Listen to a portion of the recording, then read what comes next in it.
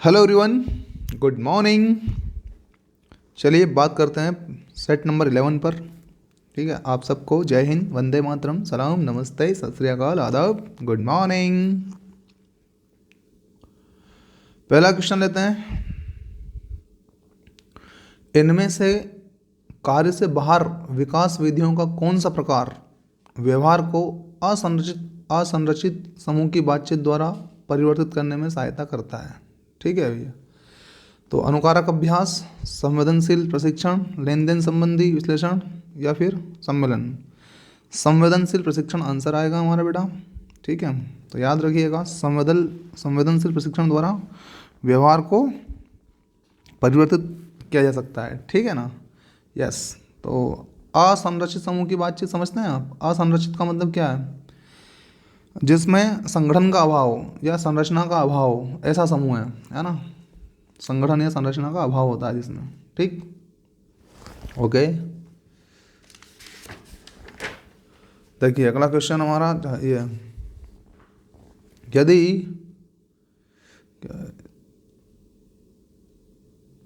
यदि एक व्यक्ति में विश्लेषण और गहन निदान द्वारा कठिन स्थिति का समाधान करने की क्षमता है, तब उसमें कौशलता है, संकल्प की कौशलता है भी है उसमें। संकल्प की वजह से क्या कर सकता है, वो गहन विश्लेषण करता है कि भाई करना है, मतलब करना है, तो बैठा ही रहता है अपने एक जगह पे, है ना, अपने काम में डूबा रहता है। तो गहन निदान द्वारा कठिन स्थिति का समाधान करने की क्षमता होती है, उसको क्या बोलते हैं? संकल्पनात्मक कहते हैं उसको, है ना, कौशलता कहते हैं उसको। अगला क्वेश्चन है, तुलन पत्र में पूर्वदत्त बीमा को के रूप में दिखाया गया है। जो पहले से दिया गया बीमा है उसको किस रूप में दिखाया गया है? परिसंपत्ति, देनदारी, केवल लाभ एवं हानि खाते हैं, पूंजी के रूप में, किस रूप में दिखाया गया है भैया? वेरी गुड, केवल लाभ एवं हानि के रूप में दिखाया गया है, ऐसा। परिसंपत्ति के रूप में दिखाया गया। किस रूप में? परिसंपत्ति के रूप में दिखाया गया है। परिसंपत्ति इस कारण से कि पूर्वदत्त बीमा क्यों है परिसंपत्ति, इसका कारण दिया गया कि पूर्वदत्त बीमा पेशगी दिया जा चुका है। पेशगी दिया जा चुका है। पेशगी मतलब समझते हैं? पेशगी मतलब कैश दिया जा चुका है, पहले से दिया जा चुका है, अग्रिम धनराशि के रूप में, जिसको कहते हैं पेशगी मतलब अग्रिम धनराशि। ठीक है ना, दिया जा चुका है इस तुलन पत्र की अवधि में, जो कि अब समायोजित होना है मात्र। अब क्या करना है, उसको सिर्फ एडजस्ट करना है, समायोजित करना है। ठीक है, तो आंसर कौन सा हमारा? परिसंपत्ति। रॉबर्ट के कॉल्ज द्वारा प्रबंधकों के लिए पहचाने गए 3 आवश्यक कौशल कौन से हैं? रॉबर्ट के कॉल्ज, है ना, उनके द्वारा प्रबंधकों के लिए पहचाने गए 3 आवश्यक कौशल कौन कौन से हैं? कौन सी स्किल्स है वो 3? तो देखें आप लोग, आयोजन, वैचारिक अनुसंधान, तकनीकी, मानव वैचारिक। बिल्कुल सही आंसर है हमारा सा। कौन सा? सा।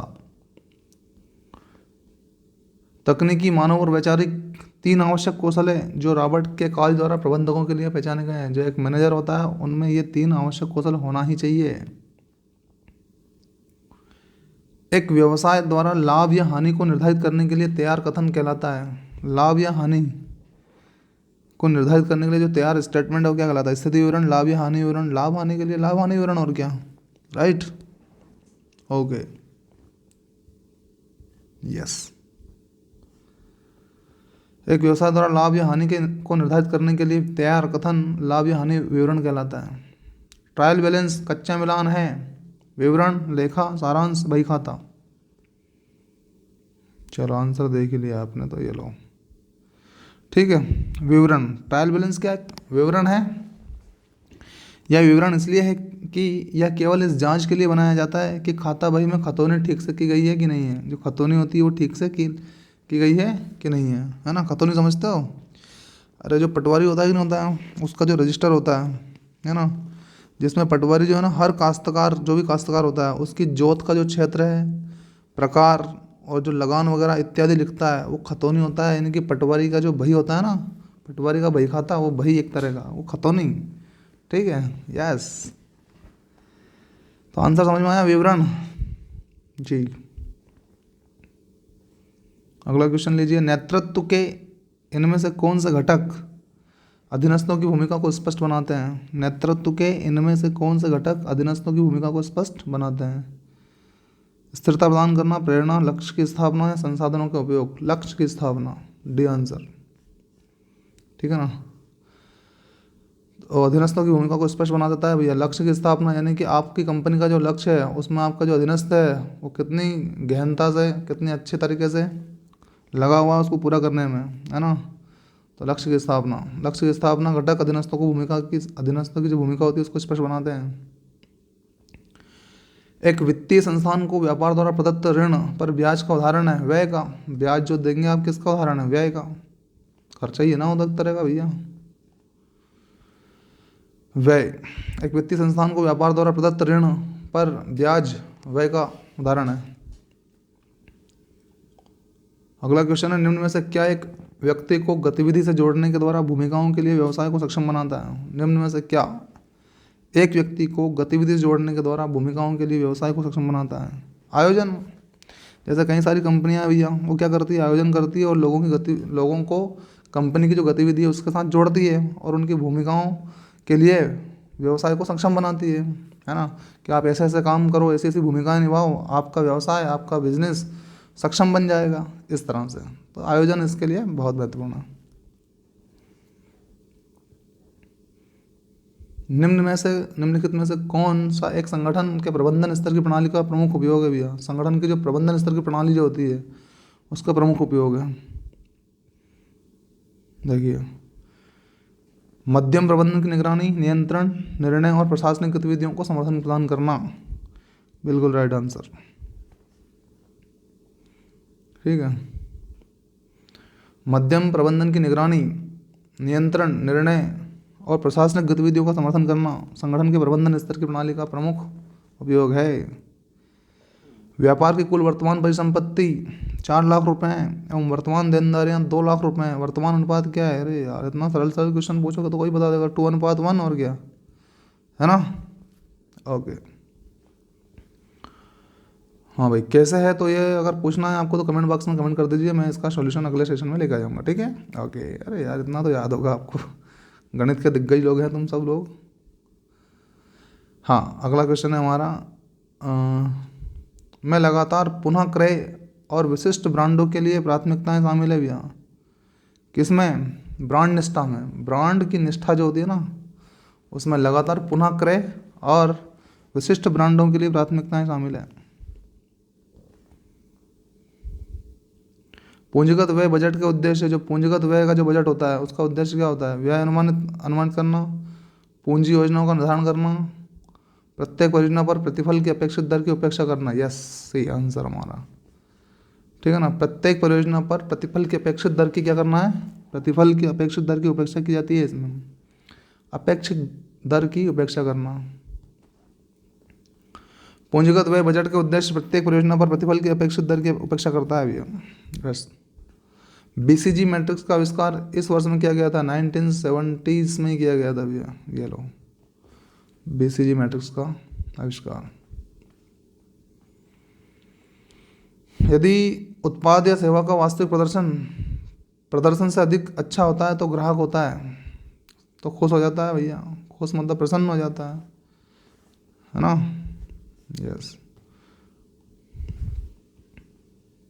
अगला क्वेश्चन है, यदि उत्पाद या सेवा का वास्तविक प्रदर्शन से अधिक अच्छा होता है तो ग्राहक प्रसन्न होता है। बात समझ में आ गई? यानी कि आपका जो प्रोडक्ट है ना जिसका आप प्रदर्शन कर रहे हो, तो प्रदर्शन तो आप लोग बढ़िया फूल माला वगैरह उसके ऊपर लगा के या चढ़ा के कर रहे हो, लेकिन क्वालिटी में दम ही नहीं है तो फिर एक बार तो ले लेगा और दूसरी बार ले आएगा नहीं। लेकिन अगर तुम्हारे प्रोडक्ट में जान है ना, मतलब वो उसको बोलते हैं वास्तविक प्रदर्शन।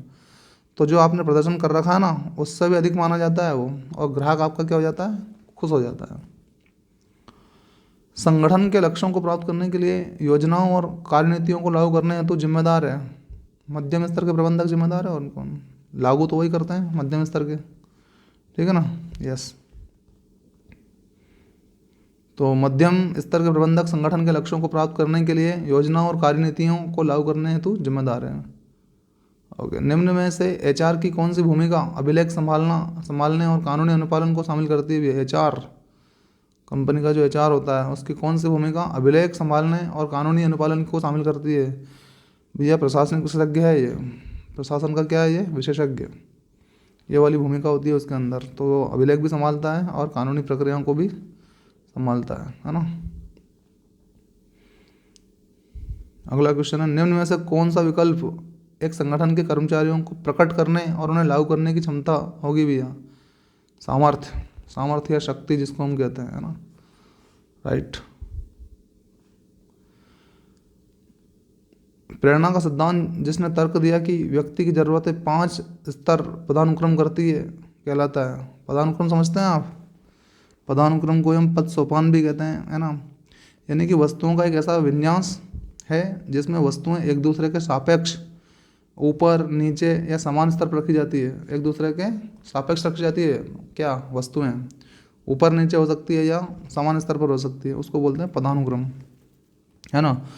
तो देखो भैया, प्रेरणा का सिद्धांत जिसने तर्क दिया कि व्यक्ति की जरूरतें 5 स्तर पदानुक्रम, ये प्रदा नहीं है, पदानुक्रम है, करती है कहलाता है। मास्लो का आवश्यकता पदानुक्रम ही है, ये पहले ही आंसर आपका, ठीक है। प्रेरणा का सिद्धांत जिसने तर्क दिया कि व्यक्ति की जरूरतें 5 पदानुक्रम करती है, जो मास्लो की आवश्यकता पदानुक्रम कहलाता है भैया। मास्लो की आवश्यकता पदानुक्रम के अंतर्गत वायु, भोजन, आवास कौन से आवश्यकता स्तर के अंतर्गत आते हैं भैया? वायु शरीर क्रियात्मक आवश्यकताओं के अंतर्गत आता है भैया। वायु किसको चाहिए? शरीर को चाहिए। भोजन किसको चाहिए? शरीर को चाहिए। आवास किसको चाहिए? शरीर को चाहिए। तो शरीर क्रियात्मक आवश्यकता है भैया। चेक एक प्रकार का है, चेक एक विनिमय पत्र है सर। क्या है? लेन देन के लिए इस्तेमाल होता है ना, यस, विनिमय पत्र है। एक टिकाऊ उपभोक्ता बाजार के उदाहरण का चयन कीजिए। टिकाऊ उपभोक्ता बाजार होना चाहिए, है ना, जो लंबे समय तक चलता हो, मतलब जहाँ से उपभोक्ता लंबे समय तक चलने वाले उत्पादों को खरीदता है। चेहरे की क्रीम कोई लंबे समय तक नहीं चलती है भाई, बिस्किट स्टॉक खत्म हो जाते हैं, दंत मंजन सब फेल है मोटरसाइकिल के सामने, है ना। मोटरसाइकिल लंबे समय तक चलती है भाई, सीधी सी बात है। मोटरसाइकिल एक टिकाऊ उपभोक्ता बाजार का उदाहरण है। यहाँ से उपभोक्ता लंबे समय तक चलने वाले उत्पादों को खरीदता है, अतः उत्तर द उपयुक्त है। ओके, इनमें से कौन ई कॉमर्स से संदर्भित है भैया?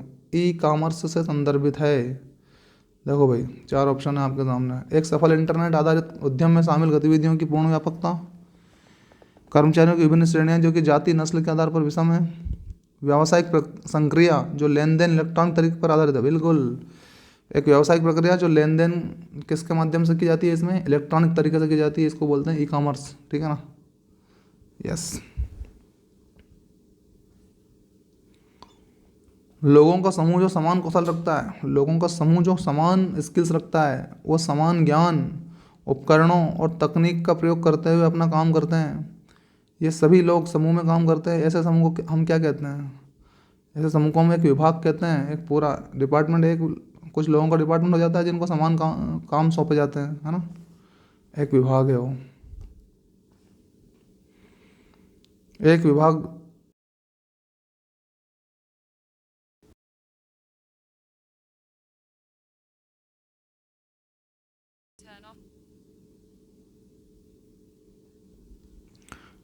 लोगों का समूह है जो समान कौशल रखता है, समान ज्ञान, उपकरणों और तकनीकों का प्रयोग करते हुए अपना काम करता है, ठीक है ना। इसमें सभी लोग समूह में कार्य करते हैं। पूंजीगत परिसंपत्ति मूल्य निर्धारण मॉडल CAPM के लिए सूत्र है KJ बराबर RF plus B bracket RM minus RF, ठीक है ना। ये आंसर आ गया आप लोगों का, ठीक है भाई। तो ठीक है, take care and good day, बने रहिए और लगाते रहिए सेट, ठीक।